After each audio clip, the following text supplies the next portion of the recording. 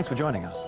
In the wake of the G20 and the run-up to another international summit of Asian leaders in Laos, scheduled for Tuesday, Barack Obama has cancelled a meeting with the president of the Philippines. That was after Rodrigo Duterte swore at his U.S. counterpart on camera and promised to do so again to Barack Obama's face. You must be respectful. Do not just throw away questions and statements.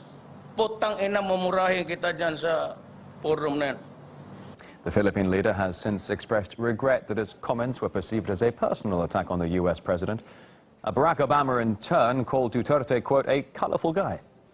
And just last month, the Philippine head of state went as far as suggesting that being offensive was good for the budget. So that Kerry pumunta dito, nagkain kami, iniwanan pa kami ni si Delphi ng $33 million. So okay to bastusin natin uli para magreglo itong buang nito. The Philippine head of state certainly not a history of mincing his words. Recently, he voiced his anger against several international officials after they criticized the way he's handling the crackdown on drug crime in the nation.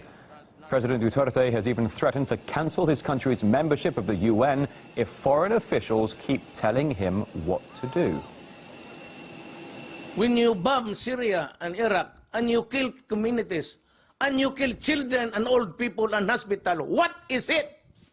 And why is it that United States is not doing anything? I do not read anybody in that stupid body complaining about the stench there of that. But what do you think the Americans did to the black people there?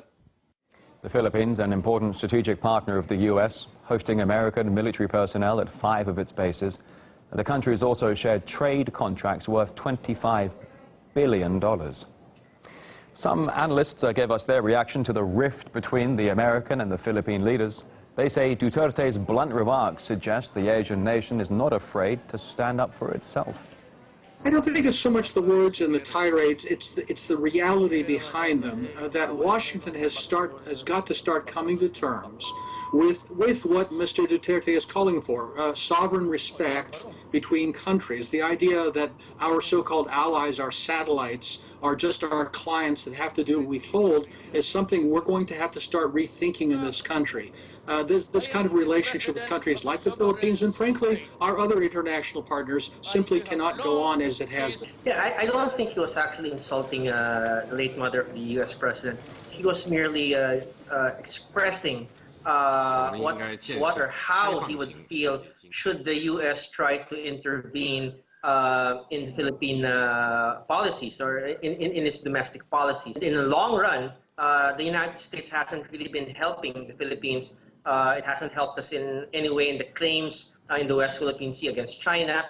It hasn't helped improve or develop our own military capability. It hasn't helped improve our economy. So what are we really losing? Not much. We're not going to lose a lot of support or help from the United States.